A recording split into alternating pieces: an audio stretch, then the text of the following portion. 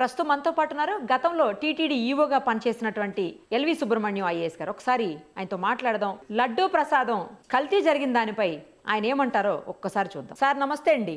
నమస్కారం. నమస్కారం. సార్ చాలా కాలం పాటు మీరు టీటీడీకి ఈవోగా పనిచేశారు. ఇప్పుడు ఏదైతే తిరుమల తిరుపతి దేవస్థానానికి సంబంధించి లడ్డూ ప్రసాదం విషయంలో వస్తున్నాయో ఆరోపణలు, కల్తీ జరిగిందని చెప్పేసి, యానిమల్ ఫ్యాట్ అందులో ఉందని చెప్పేసి, నెయ్యి సరైనది యూజ్ చేయలేదు, ఇదంతా కూడా వింటుంటే ఏరియాలకు సంబంధం లేకుండా ప్రతి ఒక్కరూ ఆ తిరుమల తిరుపతి వెంకటేశ్వర స్వామి భక్తులందరూ బాధపడుతున్నటువంటి సందర్భం. ఏదో ఒక సందర్భంలో మనం కూడా తినే ఉంటాం కదా అని చెప్పేసి పిల్లలకు పెట్టి ఉంటాం ఇంట్లో అని. సో మీకు తెలుసు, మీరు చాలా స్ట్రిక్ట్ ఆఫీసరు, మీరు చాలా కాలం పనిచేశారు ఈవోగా. అసలు ఏం జరిగి ఉండొచ్చు, ఎందుకు ఇలా జరిగి ఉండొచ్చు, ఎక్కడ ల్యాబ్స్ ఉంటే ఈ రకమైనటువంటి కల్తీ జరిగే అవకాశం ఉంటుంది సార్? మొత్తం చెప్పండి కొంచెం. ఇవాళ నేను కూడా నా ప్రాయశ్చిత్తాన్ని నేను పాటిస్తున్నాను. ఇవాళ పొద్దున్న జూబ్లీ హిల్స్ లో ఉన్న వెంకటేశ్వర స్వామి గుడికి వెళ్ళి మనసారా వారిని ప్రార్థించి మనందరినీ కూడా క్షమించి, జరిగిన అపరాధానికి స్వామివారికి కోపం రాకపోవచ్చు కానీ ఆయన పరివారానికి కోపం వస్తుంది. మన నిత్య జీవితంలో కూడా చూస్తుంటాం. ఎండి గారికి ఎప్పుడు కోపం రాదు కానీ ఎండి గారు ఆఫీస్ లో పనిచేస్తున్న మేనేజర్ గారికి కోపం వస్తుంది. ఆ విధంగా స్వామివారి కోపం రాకపోవచ్చు కానీ ఆయన చుట్టూతా ఉన్న పంచభూతాలు తప్పకుండా ఆగ్రహం చెందుతాయి. మానవాళికి అందరికీ కూడా దానివల్ల చాలా చెడు జరుగుతుందనే ఒక భయంతో పండితులు ఇతర పెద్దలు చెప్పినట్టుగా ఎవరికి తోచిన విధంగా వారు క్షమాపణ కోరుకోవడం, స్వామివారిని ఇలాంటి తప్పులు రాకుండా దయచేసి నువ్వే మాకు దారి చూపించు అని అడగడం. ఇంకా వర్తమానంలోకి వచ్చినప్పుడు ఇక్కడ తప్పులు దొరిలాయి అని చెప్పడానికి మనకి సాక్ష్యాలు ఎదురకుండా కనిపిస్తున్నాయి. ఇది శ్యామలరావు గారు ఎవరో దీన్ని కృత్రిమంగా తయారు చేశారని మనం ఇంకా అలాంటి అనుమానాలు పెట్టుకున్నామంటే బహుశా మనం ఇంకా పెద్ద శిక్షకి లోనయ్యే ప్రమాదం ఉందమ్మా. కాబట్టి ఇవాళ టెస్ట్ రిజల్ట్స్ వచ్చాయి, అవి బహిరంగపరిచారు. దాని గురించి సుదీర్ఘంగా వారు మంతన చేసి ఎందుకు ఇలా అయింది ఏమిటి అన్ని తెలుసుకున్న తర్వాతనే దీన్ని బహుశా ప్రకటించారని నేను భావిస్తున్నాను. ఎందుకంటే మనం చూసాము, జూలై 17వ తారీఖు నాడు శాంపిల్స్ వెళ్ళాయి, అలాగే 2-3 తారీఖుల్లో శాంపిల్స్ పంపించారు. ఇవన్నీ కూడా నిన్న మొన్న కొన్ని ప్రెస్ రిలీజెస్ లో కొన్ని వివరాలు బయటకు వచ్చాయి.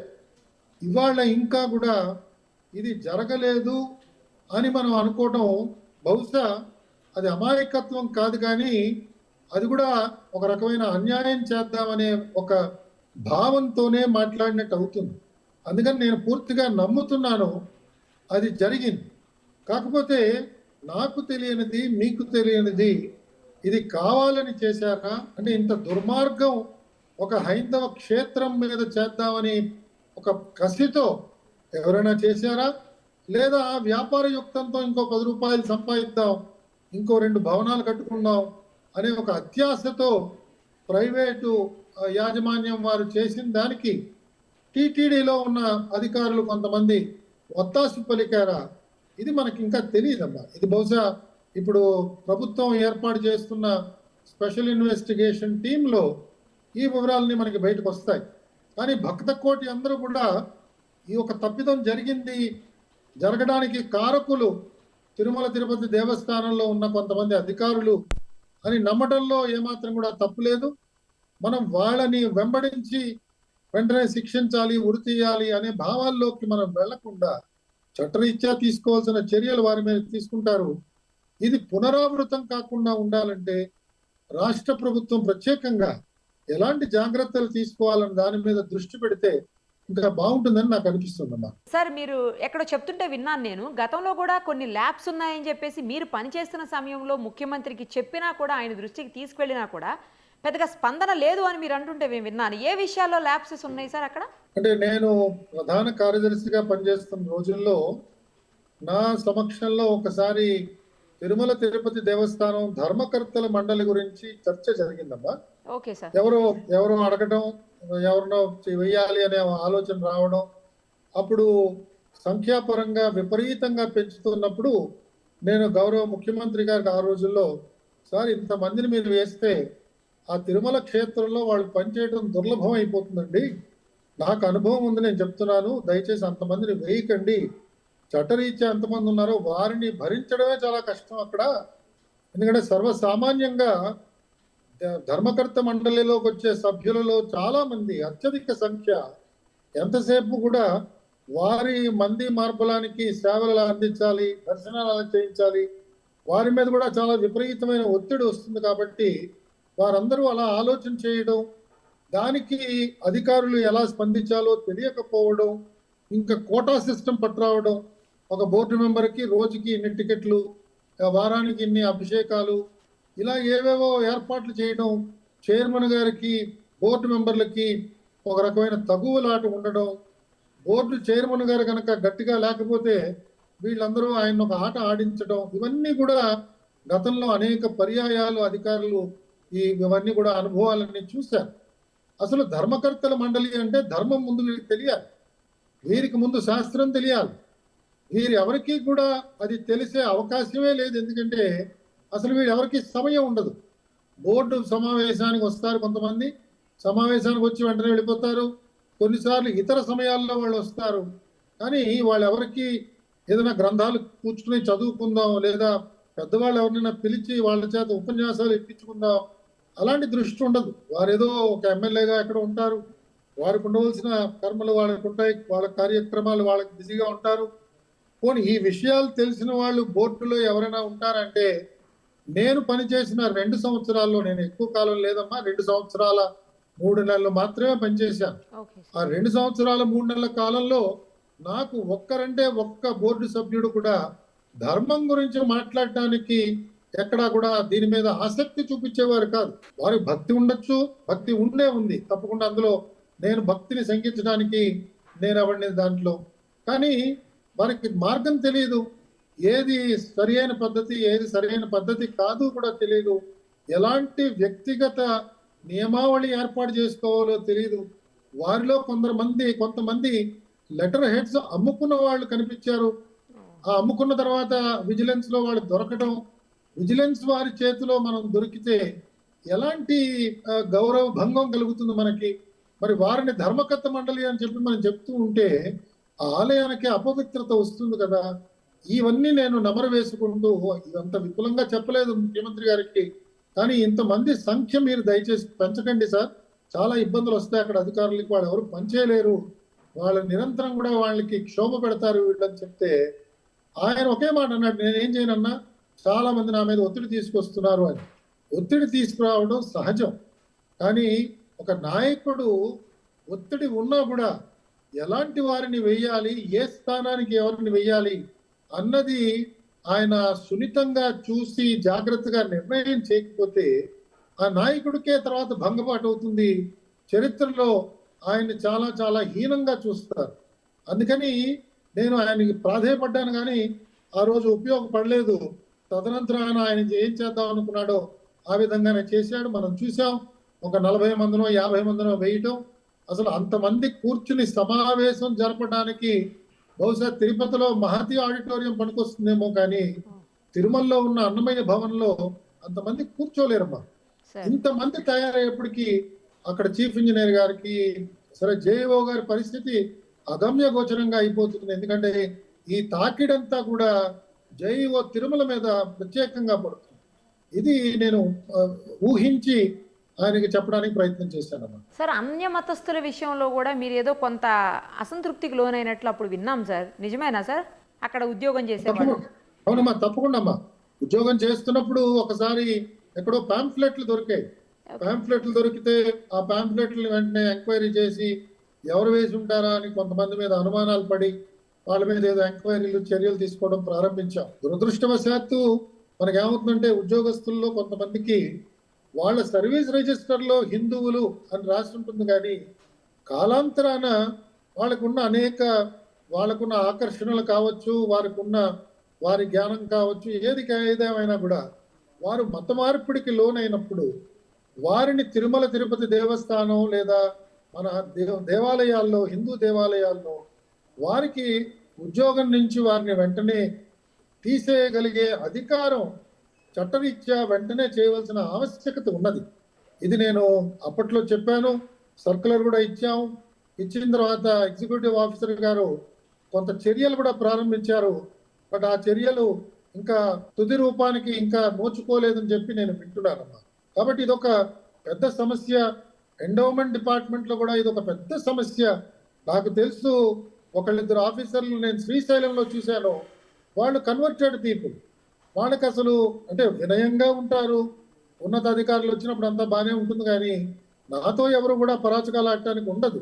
కానీ సామాన్యమైన భక్తులతో, వారి ఉద్యోగస్తులతో, వారి నిత్య జీవిత ఒక శైలిలో మనకు ఆ భక్తి భావం కనిపించదు. కొన్ని సందర్భాల్లో అప్పుడప్పుడు చూస్తుంటాం, జీన్ ప్యాంట్స్ టీ షర్ట్స్ వేసుకుని వచ్చేస్తుంటారు ఉద్యోగాలు. మరి వారికి ఆహార్యం ఎంతో ముఖ్యం.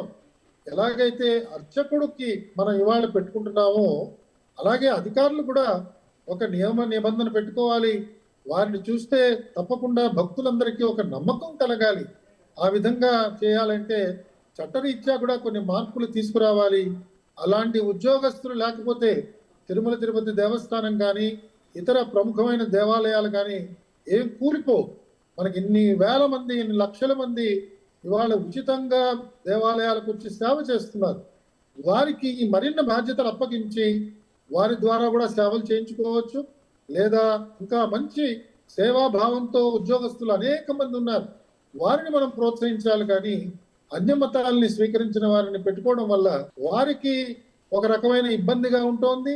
వారి ఉద్యోగ భద్రత పోతోందేమో అనే ఒక భయంతో కూడా కొన్నిసార్లు చేస్తున్నారు. కాబట్టి వేరే ఉద్యోగం ఏదో ఇవ్వండి, ఇతర డిపార్ట్మెంట్స్ తీసుకెళ్ళండి. అంతేగాని దేవాలయాల మీద వీళ్ళ వృత్తి, వీళ్ళ వల్ల అసంపూర్తిగా అనేక కార్యక్రమాలు ఉండిపోతున్నాయి. ప్రధానంగా నేను చూస్తున్నది ఏమవుతుందంటే, ఒక అధికారి ప్రవేశపెట్టిన మార్పులు రెండవ అధికారి వచ్చి వాటికి తిలోదకాలు ఇస్తున్నాడు.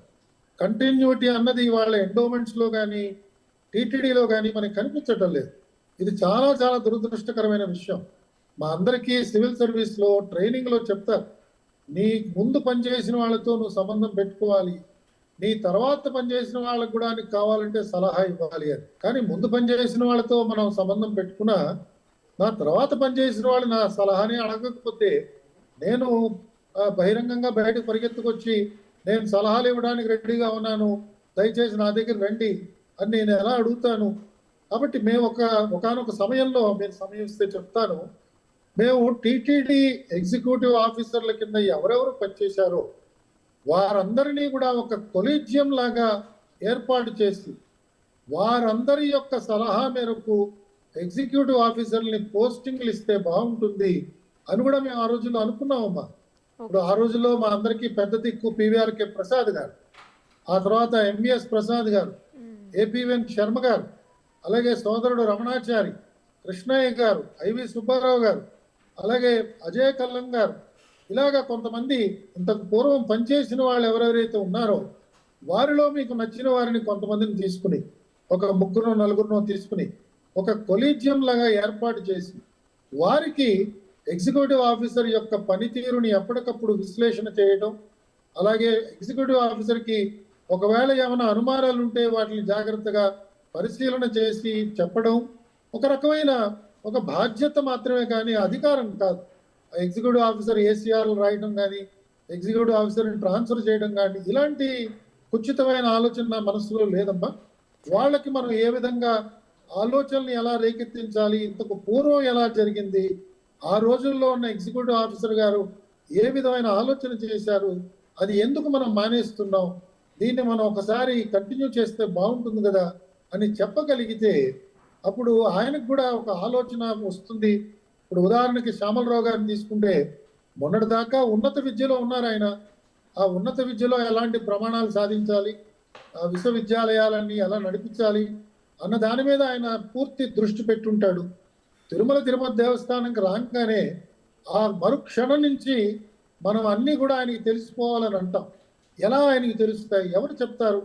చైర్మన్ గారు లేరు. చైర్మన్ గారు ఒకవేళ ఉన్నా కూడా ఆయనకి పరిజ్ఞానం తెలియదు. నాలాంటి వాళ్ళు ఎవరైనా వెళ్ళి ఆయనతో మాట్లాడాలన్నా కూడా ఒక గంట అరగంట పాపం ఆయనకున్న సమయాన్ని ఆయన గౌరవంతో నాకు ఇచ్చి మాట్లాడించుకోవడం జరుగుతుంది. కానీ ప్రతిరోజు ఒక సంఘటన జరుగుతుంది, ప్రతిరోజు ఒక అనుభవం వస్తూ ఉంటుంది. ఎవరిని ఎక్కడ ఏర్పాటు చేయాలి, ఏ అధికారికి ఏ బాధ్యత ఇవ్వాలి, దాని మీద కూడా కొన్నిసార్లు తప్పుడు సూచనలు వారికి అందే ప్రమాదం ఉంటుంది. రాజకీయ లబ్ధి కోసం కొన్ని పోస్టుల్లో కొంతమంది వచ్చి కూర్చుంటుంటారు. వాళ్ళ వల్ల చాలా సమస్యలు వస్తుంటాయి. ఇవాళ ప్రస్తుతం తిరుమల తిరుపతి దేవస్థానంలో అదొక పెద్ద వివాదం కింద మారిపోయింది. ప్రతిసారి సోషల్ మీడియాలో చదువుతున్నప్పుడు ఆ పాత రోజుల్లో ఉన్న వాళ్ళే ఇంకా ఉన్నారు, వాళ్ళే ఇంకా ఆధిపత్యాన్ని చెలాయిస్తున్నారు అని దీని మీద విశేషంగా అనేక మీడియా పోస్టులు వస్తున్నాయి. కాబట్టి వీటి మీద ఈఓ గారికి అవగాహన రావాలన్నా, ఆ జాయింట్ ఈఓ గారు అలాగే ప్రస్తుత అడిషనల్ ఈఓ గారు వారికి అవగాహన రావాలన్న సమయం ఏర్పడుతుంది. ఈ సమయంలో వారి కింద ఉన్న ఉద్యోగస్తులు ఏ విధమైన వారు, వారి శీలం ఎలాంటిది, వారు ఎంత నిర్భయంగా వీరికి చెప్పగలరు, ఇవన్నీ కూడా కొన్నిసార్లు ఒక లాటరీ టికెట్ లాగా ఉంటుంది. కాబట్టి అది కొన్ని తీవ్రమైన సమస్యలకు కూడా దారి తీస్తుందన్నమాట. ఇది నాకున్న ఆలోచన, కొలీజియం లాగా ఏర్పాటు చేయాలి. ఇంకొక నిమిషం మీ సమయం తీసుకుంటాను. ఉదాహరణకి గతంలో పలమనేరులో మేము మన దేశవాళీ ఆవులతో ఒక పెద్ద డైరీ ఫార్మ్ ఏర్పాటు చేసుకుని మనకి కావలసిన పాలు, మనకి కావలసిన నెయ్యి మనమే ఉత్పత్తి చేసుకుంటే బాగుంటుంది కదా అని ఆ రోజుల్లో పావులు కదపడం జరిగింది. చాలా మంచి ఆలోచన. నేను చెప్పేది 2011, 2013 ఆ సమయంలో. ఆ రోజుల్లో పలమనేరులో ప్రభుత్వ భూములు కొంత ఇచ్చారు. ఫారెస్ట్ డిపార్ట్మెంట్ దగ్గర ఉన్న రెవెన్యూ ల్యాండ్స్ కొన్ని నేను ట్రాన్స్ఫర్ చేశారు. ఆ ల్యాండ్స్ అన్ని నేను వెళ్ళి సూపర్వైజ్ చేసి అవన్నీ ఇన్స్పెక్ట్ చేసి చాలా బాగుంటుంది, బెంగళూరులో రోడ్ లో ఉంది, బెంగళూరుకి ఎగ్జాక్ట్ గా 100 కిలోమీటర్స్ దూరం, ఇక్కడ పెడితే బాగుంటుంది. అలాగే ఆ దారంబడే పోతున్న భక్తులకి అక్కడెక్కడైనా కొంత నివాస స్థలం కూడా ఏర్పాటు చేస్తే ఆ భక్తులు వచ్చి ఆ గోసేవలో కూడా వాళ్ళు పాల్గొంటారు. అలాగే తిరుమల దేవాలయాల్ని విచ్చేస్తున్న పుణ్యపురుషులు, పీఠాధిపతులు వారందరూ కూడా వారు బస చేయడానికి వారికి కావాల్సిన పర్ణశాలలు అక్కడ కొన్ని పెడితే వారు కూడా వచ్చి అక్కడ ఉండొచ్చు. కొన్నిసార్లు చాతుర్మాస దీక్ష వారు అక్కడ చేయొచ్చు అని ఇలాంటి కొన్ని ఆలోచనలు ఆ రోజులో చేశాం. బట్ దాని తర్వాత మళ్ళీ ఆలోచన ఏమైందో ఎవరికి తెలియదు. సో ఈ కంటిన్యూటీ లేకపోవడం వల్ల కూడా తిరుమల తిరుపతి దేవస్థానం లాంటి సంస్థల్లో రావలసిన మార్పు రావట్లేదు. కొన్నిసార్లు భక్తులకి దీనివల్ల తీవ్రమైన ఆందోళన కూడా చెందుతున్నారమ్మా. సార్ ఒక్క విషయం చెప్పండి, ఏంటంటే ఇప్పుడు ఈఓగా మీరు ఎప్పటికప్పుడు చెకింగ్స్, అంటే నాణ్యమైన నెయ్యి వెళ్తుందా, కరెక్ట్గా వెళ్తుందా, లేకపోతే మధ్యలో ఎవరన్నా కల్తీ చేస్తున్నారా, లేకపోతే అసలు రావడమే కల్తీగా వస్తుందా, దీన్ని ల్యాబ్కు పంపించడం, టెస్ట్ చేయటం, ఇలాంటివన్నీ కూడా ఈఓల పర్యవేక్షణ జరుగుతాయి అండి, లేకపోతే అసలు ఈఓలు ఏమి ఇన్వాల్వ్ గారా? అంటే పర్యవేక్షణ చేయడానికి వివిధ స్థాయిల్లో అనేక మంది అధికారులు ఉన్నారమ్మా. Right sir. మనకి పోర్టులో ఒక ఏఈఓ ఉంటారు, పోర్టులు ఆయన చూస్తూ ఉంటాడు. జేఈఓ గారు అక్కడే ఉంటాడు, ఆయన తిరుమల క్షేత్రంలోనే ఆయన హెడ్ క్వార్టర్స్. వీళ్ళిద్దరికీ కూడా ప్రధానమైన బాధ్యత. ఇది కాకుండా పోర్టు వర్కర్స్ అందరికీ కూడా వారు ఒక క్షణంలో చెప్పేయగలుగుతారు, నెయ్యిని చూసి దీంట్లో ఎలాంటి నాణ్యత ఉన్నది అని చెప్తారు.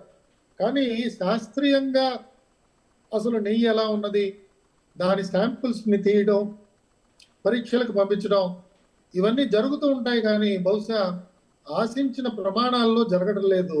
ఎందుకంటే మాకు సొంత ల్యాబ్ లేదు. ఆ ల్యాబ్ పెట్టడంతోనే సరిపోదు, కానీ ఆ ల్యాబ్ చాలా జాగ్రత్తగా నిర్వహణ చేయాలి. నేను మెడికల్ అండ్ హెల్త్ డిపార్ట్మెంట్ లో పనిచేశాను, నాకు అనుభవం ఉన్నది.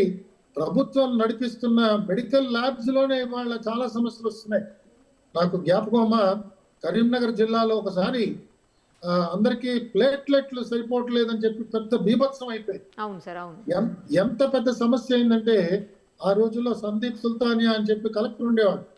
ఆయన కరీంనగర్ లో ఉన్న ఇండోర్ స్టేడియంలో ఒక 100 పడకలు వేసి ప్రతిరోజు ఒక 100 మంది యువతలను తీసుకొచ్చి యువకుల్ని వాళ్ళందరి దగ్గర ప్లేట్లెట్స్ డొనేట్ చేయించి సరఫరా చేసేవాళ్ళు. ఇది ఈ ప్రహసనం ఒక 2 వారాలు జరిగిన తర్వాత మేము గ్రహించింది ఏమిటంటే ఆ ప్లేట్లెట్లు టెస్ట్ చేసే మెషిన్ క్యాలిబ్రేట్ చేయలేదు. దాంతో ఆ మెషిన్ లో ఉన్న లోపం వల్ల మాకు నాణ్యత ప్రమాణాలు పడిపోయినాయి. దానివల్ల మేము ప్లేట్లెట్ కౌంట్ చెక్ చేయడం కూడా తప్పుగా చేస్తున్నాం. చూడండి, ఒక జిల్లా స్థాయిలో ఉన్న ఒక లాబొరేటరీలో ఇలాంటి సమస్యలు వస్తున్నాయి. మనం చాలా తేలిగ్గా బెస్ట్ ప్రాక్టీసెస్ పెట్టచ్చు కదండి అని మనం వెంటనే సలహాలు ఇవ్వచ్చు. కానీ ఎంత బెస్ట్ ప్రాక్టీసెస్ పెట్టినా దాన్ని ఆచరించడానికి కావలసిన ఉన్నత ప్రమాణాలతో ఉద్యోగాలు చేయగలిగే ఉన్నత అధికారులు మనకు కావాలి. మనం అంతమందికి జీతాలు ఇచ్చి పెట్టుకోలేము. ఒక పక్క ప్రభుత్వం యొక్క వాదన ఏమిటంటే అడ్మినిస్ట్రేటివ్ కాస్ట్ తగ్గాలి అని ఈ నినాదంతో మన రాష్ట్రంలో మనం ప్రత్యేకంగా గత 15 సంవత్సరాల నుంచి కూడా అనేక పోస్టులు నింపలేదు, అనేక మందికి ప్రమోషన్లు ఇవ్వడం లేదు, అనేక మందికి రిక్రూట్మెంట్ చేసుకోవట్లేదు. కాబట్టి తిరుమల తిరుపతి దేవస్థానం రేపు ఒక ల్యాబ్ పెట్టినా కూడా దాన్ని ఎలా మేనేజ్ చేయాలన్నది ఒక తీవ్రమైన సమస్య. దాన్ని జాగ్రత్తగా పరిశీలన చేయకపోతే అక్కడ స్థానికంగా ఉన్న వాళ్ళు ఇంకా వాళ్ళకి ఇబ్బంది లేదని చెప్పి ఆ రకమైన పనితీరు కూడా చూపిస్తే దానివల్ల కూడా సమస్యలు వస్తాయి. కాబట్టి ల్యాబ్కు పంపించడం అన్నది ఒక ప్రక్రియని చాలా జాగ్రత్తగా శ్యామలరావు గారు చాలా సంతోషంగా ఈరోజు ఆయన దాన్ని జాగ్రత్తగా చేయిస్తున్నారు. ఈ ఒరవడి మళ్ళా జారిపోకుండా భవిష్యత్తులో కూడా ఈ విధంగా చేస్తూ పోతే నాణ్యత ప్రమాణాలు తగ్గకుండా మనకి నెయ్యి సరఫరా జరుగుతుందని భావిస్తున్నానమ్మా. ఇలాంటి వాళ్ళ సలహాలు సూచనలు కూడా తీసుకొని ఇలాంటి విషయాల్ని అధిగమించాలి, ఇంకోసారి ఇలాంటి జరగకుండా చూసుకోవాలి అని చెప్పేసి మనస్ఫూర్తిగా కోరుకుంటున్నాను sir. Thank you so much. తప్పకుండా అమ్మా, తప్పకుండా అమ్మా. నమస్కారం, నమస్కారం. గోవిందా.